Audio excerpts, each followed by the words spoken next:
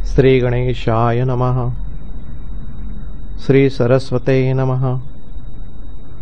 श्री गुरुभ्यो नमः।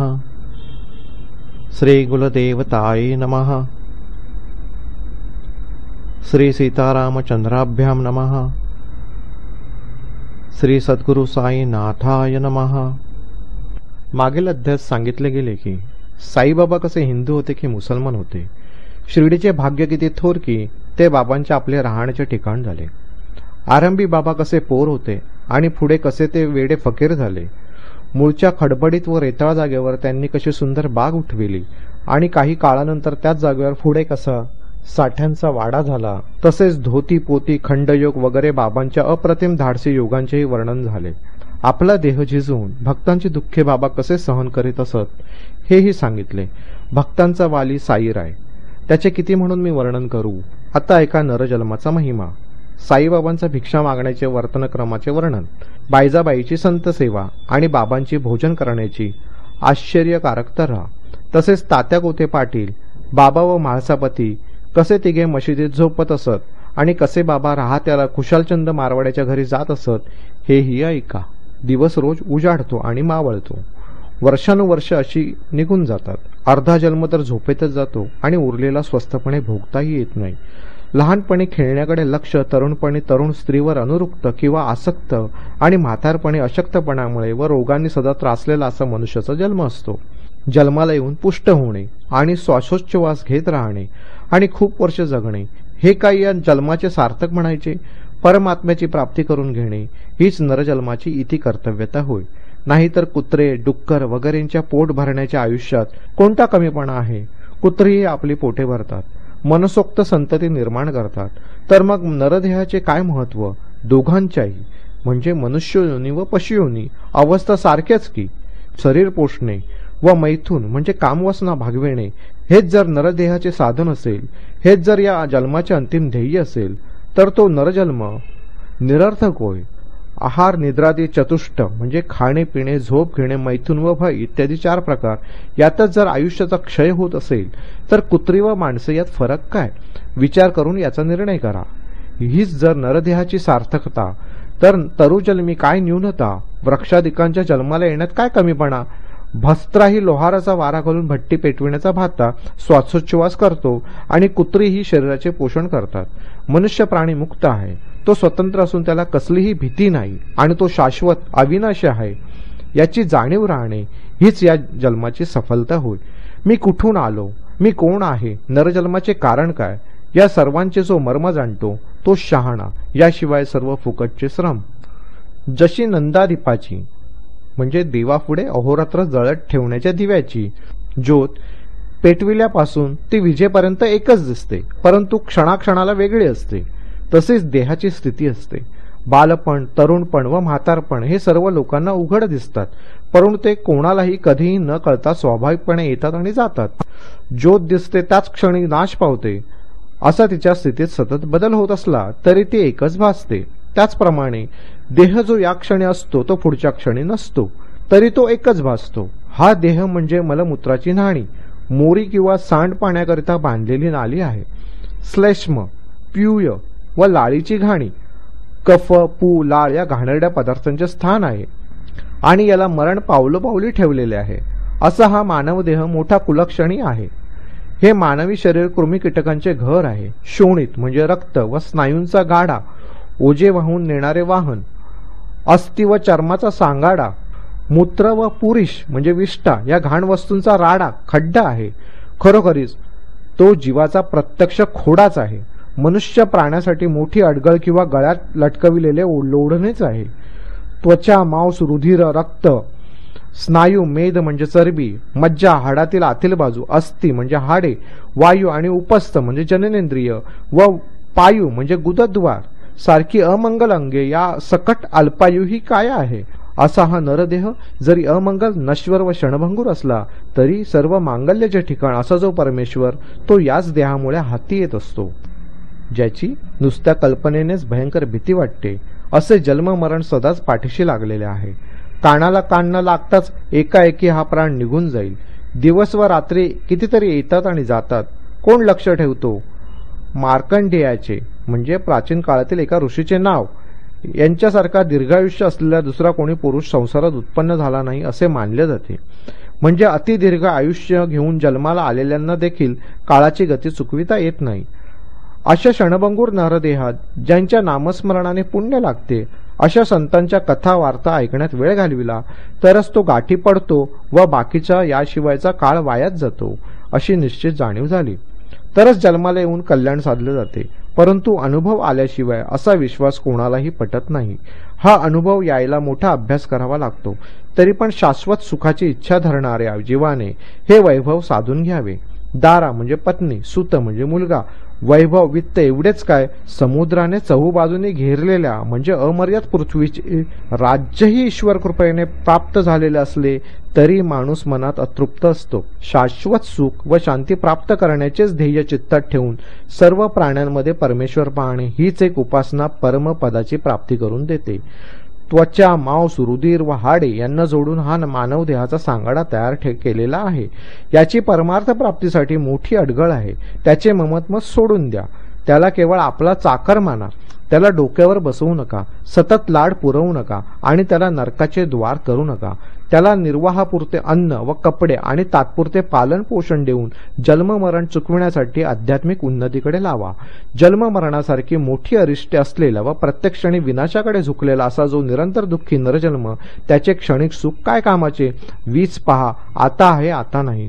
समुद्रावरच्या लाटा क्षणभर टिकतात, तसेच या देहाचे सुख क्षणिक असते. तरी आपण काही विचार करावा. देह, गेह म्हणजे घर, अपत्य, स्त्री व जन हे नाशिवंत आहेत हे जाणून माता पित्यांना खांद्याने वाहून देखील माणूस स्वतः आपण जागा होत नाही. मेल्यांच्या मागे खुशाल मरतो आणि जन्ममरणांचे फेरे फिरत राहतो. परंतु ते कोणत्या मार्गाने आवरले जातील याचा क्षणभर देखील विचार करत नाही. आपल्या कुटुंबाची भर करता करता आयुष्य भराभर जाते. काळ हा आयुष्याचे मोजमाप करण्यात तत्पर असतो. आपल्या कर्तव्याचा त्याला विसर नसतो. अखेरची घडी भरली की तो क्षणही थांबत नाही. कोळी जसा आपले मासे पकडण्याचे जाळे ओढतो तसा काळ आपले जाळे ओढतो आणि जाळ्यातील जीव तडफडत तडफडत मृत्युमुखी पडतो. महाभाग्याच्या सुकाळामुळे, कोटी पुण्य गोळा केल्यामुळे हा नरदेह जोडला गेला आहे. तरी ही योग्य संधी आलेली पाहून आपले ध्येय साधून घ्यावे. भगीरथासारखे म्हणजे सूर्यवंशातील सगर राजाचा पणतू याने खडतर तपश्चर्या करून स्वर्गातून पृथ्वीवर नंतर पाताळात गंगा आणली. भगीरथासारखे पराकाष्ठेचे प्रयत्न करूनही या नरदेहाची प्राप्ती होत नाही. केवळ नशिबामुळे हा अचानक हाती येतो, म्हणून तो व्यर्थ मातीत मिळवू नका. पुढील जन्मी करू म्हणाल तर हा एकदा हातचा गेला तर तो पुन्हा खात्रीने मिळेल असे मानणे मूर्खपणाचे आहे. कित्येक पापी मनुष्य पुरुषाच्या रेतात किंवा वीर्यात मिसळून स्त्रीच्या जननेंद्रियात आपल्या कर्मामुळे शरीर धारण करण्यासाठी येऊन दाखल होतात. कित्येक त्यापेक्षाही हलक्या जंगमवर्मी हलू व फिरू शकणाऱ्या पशु पक्षी जलचर वगैरे योनीत जन्मून आपल्या कर्मानुसार स्थावर भावाला हलू व फिरू न शकणाऱ्या वृक्षवेली वगैरे योनीला प्राप्त होतात. जसे जसे ज्ञान मिळवले असेल, जसे ज्याचे कर्माचे आचरण असेल त्यानुसार त्याला शरीर प्राप्त होण्याचा हा योग घडून येतो. हे श्रुतीला मान्य आहे. यथा प्रज्ञम ही संभवः. स्वतःच्या ज्ञानाला म्हणजे आकलन शक्तीला अनुसरूनच जन्म प्राप्त होतो असं वेदमाता अति कळकळीने सांगते. जसा ज्याचा विज्ञानाचा साठा तसा त्या जीवाला जन्मही प्राप्त होतो. ईश्वराची लीला कल्पनेच्या पलीकडे आहे. त्याचे संपूर्ण ज्ञान प्राप्त करणे अशक्य आहे. एखाद्याला ते अंशमात्र जरी लाभले तरी तो नरदेह धन्य होईल. थोर भाग्याने हा नरदेह, मोठ्या पुण्याने हे ब्राह्मणपण व ईश्वर कृपेने हे साईचे चरण प्राप्त होणे म्हणजेच हा संपूर्ण अलभ्य लाभ होय.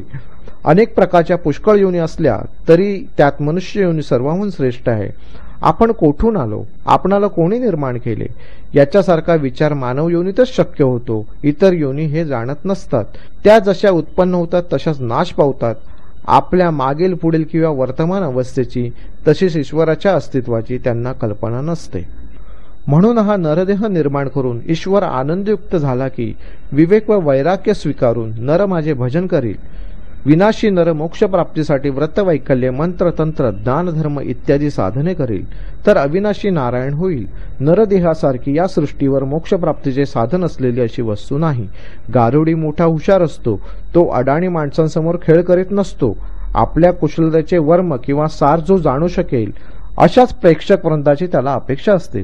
तसेच पशु पक्षी वृक्ष वगैरे समुदाय जीवजंतू असंख्य ब्रह्मांड निर्माण करून परमेश्वराला पश्चातापयुक्त आश्चर्य वाटले आणि आपले कर्तृत्व अर्थहीन वाटले. मी हा ब्रह्मांडाचा विस्तार केला, त्यात चंद्र सूर्य तारांगणांचा समूह निर्माला, या कौतुकाचा किंचितही विचार कोणीच करीत नाही. हा सर्व खेळ करण्यात माझ्या जगदीशाचा काय हेतू असेल याचे निश्चयपूर्वक ज्ञान कोणत्याही प्राण्याला नाही. ज्याला दुसरी जोड नाही अशी ही माझी ऐश्वर्य संपन्नता जाणेल असा कुशाग्र बुद्धीचा प्राणी जोपर्यंत निर्मिला नाही तोपर्यंत माझे हे कार्य खरोखरच निरर्थक आहे. असे जाणून जगदीशाने मनुष्य रूपाचा प्राणी निर्माण केला, जो सारासार बुद्धीमुळे माझे सामर्थ्य जाणील, माझे अगाध वैभव, माझी अपूर्व शक्ती तसेच हा सर्व मायेचा खेळ आहे हे सर्व तो आश्चर्यपूर्वक जाणील, तोच ज्ञान संपादन करील. माझे चिंतन व माझे ध्यान करील, तोच आश्चर्यचकित होईल आणि तेव्हाच माझा खेळ पूर्ण होईल. प्रेक्षकांची जी आनंद संपन्नता तीच माझ्या खेळाची मला संपन्नता असेल. माझे जगाचे शासन करण्याचे कौशल्य पाहून नर माझे कार्य पूर्ण झाले असे मानेल. काम्य कर्मे करणे व द्रव्योपार्जन म्हणजे पैसा कमवणे, द्रव्योपार्जन करणे यासाठी शरीराचे पोषण, तर जोपर्यंत जीवात जीव आहे तोपर्यंत ब्रह्मज्ञान संपादन करणे यातच आयुष्याची साफल्यता आहे. तत्व म्हणजेच अभेद ज्ञान, त्यालाच उपनिषदात ब्रह्मज्ञान म्हणतात. परमात्म्याची उपासना ती हीच व भक्तांचा भगवान म्हणतात तोही हाच. गुरु व ब्रह्म हे दोन्ही नाहीत असे जे एकात्मज्ञान ते झाले आणि अशीच भक्ती घडली म्हणजेच मायातरण अगदी सोपे होते. जे श्रद्धावंत योग्य पुरुष ज्ञान व वैराग्य प्राप्त करून आत्मानंदात निमग्न होतात ते भक्त भाग्यवान समजावेत. आपल्या खऱ्या स्वरूपाचे भान नसणे हे जे अज्ञान ते निरसल्याशिवाय स्वतःला कृतार्थ मानणे हे एक विलक्षण विघ्न आहे. ज्ञान व अज्ञान या दोन्ही मनोवृत्ती अविद्या उत्पन्न करण्याला कारणीभूत होतात. काट्याने काटा काढून दोन्ही उडवून द्या. ज्ञान व अज्ञान यांच्या पलीकडे जाऊन स्वस्वरूपात लीन होणे हेच नरजन्माचे एक अंतिम ध्येय आहे. जोपर्यंत विषय प्रतिरूपी तेलाची रांगोळी केली जात नाही, अज्ञानरूपी अंधकाराची काळजी केली जात नाही, मी मम या वातीची होळी केली जात नाही, तोपर्यंत ज्ञान आपले तेज प्रज्वलित करीत नसते. नरदेहात जे जे कार्य मग टाळण्यासारखे असो वा नसो ते तर बुद्धी पुरस्पर संकल्प किंवा बेत करूनच केलेले असते हे जाणावे. आपल्याला दुसरे काही करण्याची गरज नाही. आपण स्वस्थपणे ऐश्वर्य व आराम भोगावा अथवा रामनामाचे चिंतन करावे आणि निश्चिंत व निष्काम व्हावे. शरीराची इंद्रिये मन बुद्धी या तर आत्म्याच्या उपाधी, एखाद्या पदार्थाला आपल्या खऱ्या रूपापासून वेगळे करून दाखविणारी वस्तू आहेत. त्यामुळे आत्मा स्वतः अनादी व अभुक्त असून कर्माच्या भोक्तृत्वाचे संकट अंगावर ओढून घेतो. आत्म्याचे भोक्तृत्व हे उपाधीमुळे असते. स्वाभाविकपणे तो अभोक्त असतो. यासाठी न्यायशास्त्रात अन्वय व्यतिरेक म्हणजे अस्तित्व दाखवून व अभाव दाखवून केलेले प्रतिपादन यांचे पुरावे दिलेले आहेत. ते पहा. हे एक आपले रहस्य जाणून वाटेस येईल ते कर्म बुद्धीला सोपवावे, मनाचे कामकाजही जिच्या हाती सोपवावे व स्वतः निष्कर्मी वर्तावे. स्वतःच्या वर्णाच्या व आश्रमाच्या कर्तव्याप्रमाणे सर्व विधी व आचरण पाळावेत. सदा आत्मा म्हणजे काय व अनात्मा म्हणजे काय याचा विचार करावा. हेच नरदेहाचे अंतिम साध्य आहे. आत्मस्वरूपात रममाण झाले म्हणजे सुख लाभते. चारी पुरुषार्थ साधण्यासाठी नरदेहाविषयी आणखीन दुसरे साधन नाही. जो मनुष्य अभ्यास करण्यास तत्पर असतो त्याला श्री विष्णूची योग्यता प्राप्त होते. म्हणून जोवर देह पडला नाही तोवर आत्मज्ञान प्राप्त करण्यासाठी प्रयत्न करा. नरजन्माचा एकही क्षण उपेक्षून टाकू नका. समुद्रातले खारट पाणी ढगांच्या हाती पडले की त्याचे जसे गोड पाणी होते तसेच आपण गुरुचरण धरले की आपल्या दुःखाचे सुख होऊन जाते. अशा नरदेहाची सद्गती गुरुशिवाय कोणाकडेही कळणार नाही. गुरु जेव्हा हाती धरतात तेव्हाच मंदबुद्धीच्या लोकांचा उद्धार होतो. मंत्र, तीर्थक्षेत्र, देव, ब्राह्मण, ज्योतिषी, वैद्य व सातवे गुरुराज या सर्वांच्या ठिकाणी श्रद्धा कामास येते. त्यांच्या ठिकाणी जशी श्रद्धा त्या प्रमाणात यश प्राप्त होते. श्रद्धेची तीव्रता जशी कमी किंवा अधिक त्याप्रमाणे फळही तितकेच लवकर किंवा उशिरा मिळते. संत लोक बुद्धाला म्हणजे संसारातील मायेच्या व जन्ममरणाच्या बंधनात गुरफटलेल्याला, मुमुक्षु संसारातील जन्ममरणरूपी बंधनातून सुटण्याची दृढ बुद्धी असणारा व मोक्षाची इच्छा करणारा म्हणजे संत लोक बुद्धाला मुमुक्षु बनवितात आणि मुमुक्षुला मुक्त करतात. संत स्वतः अव्यक्त असून व्यक्त होऊन परोपकारासाठी हे काम करतात. व्याख्याने देऊन किंवा पुराण लिहून जे कार्य होत नाही ते सत्पुरुषाच्या नुसत्या आचरणांनी सहज सिद्ध होते. संतांचे हालणे, चालणे, वागणे हाच जणू काय बोलल्याशिवायचा उपदेश असतो. क्षमा, शांती, निस्संगता, भूतदया, परोपकाराकरता, इंद्रिय निग्रह व निरहंकारता या सर्व गोष्टी आचरणात आणणारा माणूस क्वचितच सापडतो. जे पुस्तक वाचून प्राप्त होत नाही ते एखाद्या व्यक्तीचे आचरण पाहून प्राप्त होते. असंख्य ताऱ्यांचे समूह जे करू शकत नाही ते काम सूर्य एकटा करतो. तसेच हे थोर मनाचे संत ज्यांच्या सहज क्रिया अनंत जीवांना बंधमुक्त करून अत्यंत सुख देतात. यातील साई महाराज हे एक ऐश्वर्युक्त, श्रीमंत व श्रेष्ठ संत होते. परंतु त्यांची वागणूक एखाद्या फकीरासारखी होती. ते सर्वदा आत्मानंदात रंगलेले असत. त्यांचे सर्वांशी समदृष्टीने वागणे सतत कायम होते. ज्यांच्याकडे मी व माझी ही गोष्ट नव्हती. जीव मात्रे सदा दयाळूपणा होता आणि सर्व प्राण्यात मूर्तिमंत भगवानच जे पाहत होते. ज्यांना सुख मिळाल्यावर हर्ष होत नसे व दुःख प्राप्त झाल्यावर जे शोक करीत नसत. ज्यांना राव व रंक एकसारखे वाटत आणि अशा त्यांचे कौतुक काय साधेसुधे होते. ज्याचा नुसता भुवई वाकडे करून केलेला इशारा एका क्षणात रंकाचा राव करू शकते. तो हा खांद्यावर चौपदरी भिक्षेची जोळी घेऊन दारोदारी हिंडत असे. बाबा भिक्षेकरी होऊन पोरी आणखी चतकुर भाकरी असे म्हणून ज्यांच्या दारी येऊन हात पसरत ते लोक धन्य होत. एका हातात टमरेल घेऊन पण दुसऱ्या हातात झोळी घेऊन स्वतः दररोज ठरलेल्या घरी फिरत असत. भाजी, सांबार, दूध, ताक वगैरे सगळे पदार्थ लोक एकाच ठिकाणी टमरेलात ओतत असतात. काय हो पहा हे खाण्याचे कौतुक. शिजलेला भात किंवा भाकरी यांसाठी झोळी पसरत असत आणि मग पातळ पदार्थ कशाचाही प्रकारे टमरेलात ओतून घेत असत. पदार्थाची चव घेण्याची लालसा तशी कशी व्हावी, स्वाद घेण्याचा लोक जिभेलाच ठाऊक नाही, तर तो मनात कोठून उठेल. जे काही झोळीत पडेल तेच खाऊन तृप्त असावे. ते स्वादिष्ट की स्वादरहित याचा विचारच नाही. चव घेण्याची हौसच नाही मुळी. दिवसा प्रहरी गावातून दररोज भिक्षा मागून आणून उदारनिर्वाह करून ते समाधानाने राहत असत. भिक्षा तरी काय नियमित होती. मनात येईल तेव्हा मागत. कधी एका दिवसात 12 वेळाही गावात भिक्षेसाठी जात असत. अशा प्रकारे जे अन्न आणीत ते मशिदीतील कुंडीत ठेवीत. त्यातच कावळे कुत्रे येऊन खात, परंतु त्यांना ते कधी हाकलून लावित नसत. मशीद व अंगण झाडणारे सुद्धा त्यातून 10-12 भाकऱ्या घेऊन आपल्या घरी जात असे, परंतु तिला कोणी मज्जाव करीत नसे. कुत्र्या मांजरांना हडहड करणे ज्याला स्वप्नात ठाऊक नव्हते तो काय गरीब दुबळ्यांना नको म्हणेल काय. खरोखरच बाबांचे जीवित धन्य होते. सुरुवातीला वेडा फकीर याच नावाने लोकात ते प्रसिद्ध होते. भाकरीचे तुकडे मागून जो पोट भरेल त्याचा बडेजाव तो कोटला, तो फकीर करा. परंतु हाताचा सडळ होता. निरपेक्ष परंतु स्नेहाळ होता. बाहेरून चंचल परंतु आतून अगदी शांत वृत्तीचा होता. अशी त्याची न समजणारी कळा होती. अशा या आडबाजूच्या खेड्यात काही लोक मुळातच दयाळू अंतःकरणाचे होते. जे त्यांना महंत मानित असत. तात्या कोते पाटील याची आई, जिचे नाव बायजाबाई होते, ती डोक्यावर टोपलीत भाकऱ्या घेऊन दुपारी रानात जात असे. कोस कोस रान शोधत असे. दाट झाडे झुडपे तुडवीत असे आणि या वेड्या फकीराला शोधून काढून त्याच्या पाया पडत असे. तिच्या चांगुलपणाची किती थोरवी.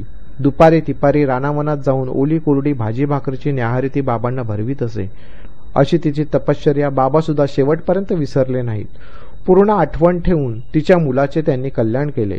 या उभायतांची, बायजाबाई व तिच्या पतीची, फकीराच्या ठिकाणी दृढ बुद्धी होती. फकीरच त्या दोघांचा देव होता. अहो, देव भक्तिभाव असणाऱ्या खऱ्या भक्तांचाच नाही का. फकीराने ध्यानस्थ बसलेले असावे. बायजाबाईने पान मांडून त्यावर टोपलीतले अन्न वाढावे आणि प्रयत्न करून त्याला खाऊ घालावे. बाबा सदा म्हणत, फकीरीच खरी राजेशाही असते. फकीरीच कायमची राहते. श्रीमंती पहा क्षणात नाश पावते. पुढे बाबांनी रान सोडले आणि गावात येऊन राहू लागले. मशिदीत अन्न खायला सुरुवात केली आणि आईचे म्हणजे बायजाबाईचे कष्ट वाचविले. असा हा जो नेम तो तेव्हापासून त्या दोघांनी चालविला, तो तसाच त्यांच्या मागून तात्यानेही चालविला. संत खरोखरीच धन्य होत की ज्यांच्या हृदयात सदा वासुदेव असतो. तसेच त्या भक्तांचे भाग्यही धन्य की ज्यांना त्या संतांच्या समागमाचे ऐश्वर प्राप्त झालेले असते. तात्या कोठे पाटील महाभाग्यवान आणि म्हाळसापतीचेही पुण्यथोर की बाबांच्या सहवासाचा मान दोघेही एकसारखा भोगीत होते. तात्या व म्हाळसापती मशिदीत झोपत असत व त्या दोघांवर बाबांचे अनुपम व सारखे प्रेम होते. पूर्व, पश्चिम, उत्तर अशा 3 दिशांना तिघांची 3 डोकी असायची आणि पाय एकमेकाच्या पायांना मध्यबिंदूंना भिडलेले असायचे. असे बिछाने पसरून सर्व गप्पा गोष्टी चालायच्या. एखाद्याला झोपेची डुलकी आली तर दुसऱ्याने त्याला जागवावे. तात्या घोरू लागला की त्याला बाबांनी औषध उठवावे आणि उलटा पालथा करून त्याचे डोके दाबून धरावे. म्हाळसापतीला बरोबर घेऊन दोघांनी तात्याला आवळून धरावे, त्याचे पाय दाबावे आणि पाठही रगडावी. अशी सबंध 14 वर्षे तात्या मशिदीत बाबांबरोबर झोपले. किती भाग्याचे ते दिवस. त्यांची आठवण त्यांना सतत राहिली. आई बाप घरी ठेवून बाबांच्या प्रेमामुळे ते मशिदीत झोपत असत. ते प्रेम कोणत्या मापाने मोजावे, त्या प्रेमाची किंमत कोणी करावी. पुढे वडील पंचत्व पावले आणि तात्या घरसंसारात पडले. स्वतः घरातील कर्ता पुरुष व एका स्त्रीचा पती झाले आणि आपल्या घरी झोपू लागले. असो, ज्याची अशी खात्रीयुक्त भावना असेल त्याला साईबाबांचा अनुभव न मागताच येऊन उभा राहतो आणि भक्ताला चमत्कार दिसतो. तसेच राहत्यातील खुशालचंद नावाचे एक श्रीमंत व गावचे नगरशेठ ग्रहस्थ बाबांचे भक्त होते. जसे प्रख्यात गणपत कोते पाटील बाबांचे फार आवडते होते, तसेच खुशालचंदाचे चुलते बाबांचे फार लाडके होते. जातीने जरी ते मारवाडी होते तरी बाबांकडे त्यांचा फार ओढा होता.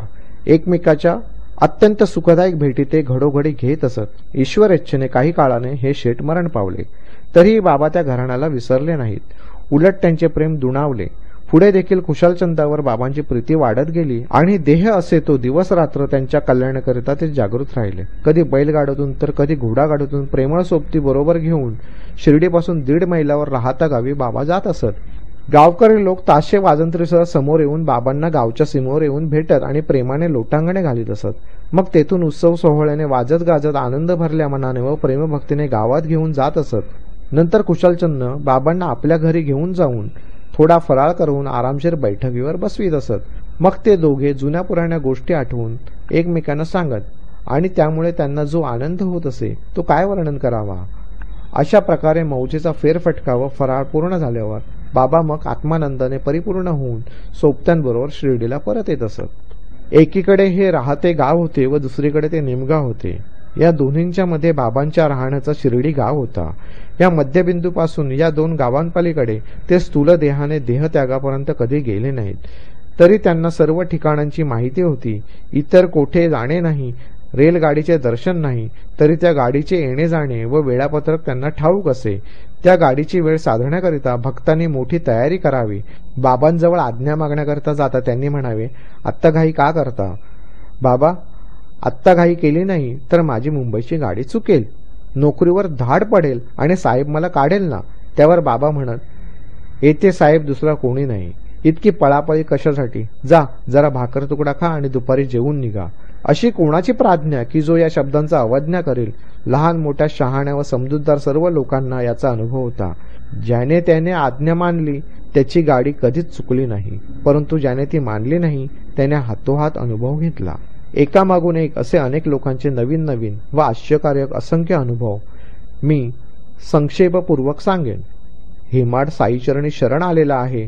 पुढील अध्यायात याच गोष्टीचे वर्णन होईल. आपल्या गावी परत फिरण्यास बाबांची आज्ञा पण लागे. आज्ञा होई तो जाई, आज्ञा नाही तो मागे राही. जो ती अवमानी तो संकटात पडत असे. पुढील अध्यायात याबद्दलचे थोडेसे सांगणे होईल. तसेच बाबांचे माधुकरी वृत्तीचा भुंगा जसा फुलाफुलातून थोडा थोडा मध आणतो त्याप्रमाणे दारोदार भिक्षा मागून आणलेल्या अन्नावर उपजीविका करणे, अंगीकार करणे आणि अशा प्रकारे भिक्षा मागून आणलेले अन्न खाणे कशासाठी आणि पंचसुना वगैरे पातकांचे धुतले जाणे म्हणजे काय या गोष्टी पुढे सांगितल्या जातील. म्हणून श्रोत्यांच्या चरणी क्षणोक्षणी आग्रहाने विनंती करतो की त्यांनी आपल्या कल्याणाकरिता हे साई चरित्र ऐकावे. सर्वांचे कल्याण असो. अशा प्रकारे संत व सज्जन यांनी प्रेरणा केलेल्या भक्त हेमाडपंत यांनी रचलेल्या श्री साई समर्थ यांच्या सत्यचरित्राचा नरजन्म महिमानम, भिक्षान्न सेवनम, बायजाबाई भक्तिवर्णनम तथा तात्या म्हाळसापती मशुधिशयनम नावाचा 8वा अध्याय समाप्त झाला. श्री सद्गुरू साईनाथांना अर्पण असो. सर्वत्र मंगल असो. हा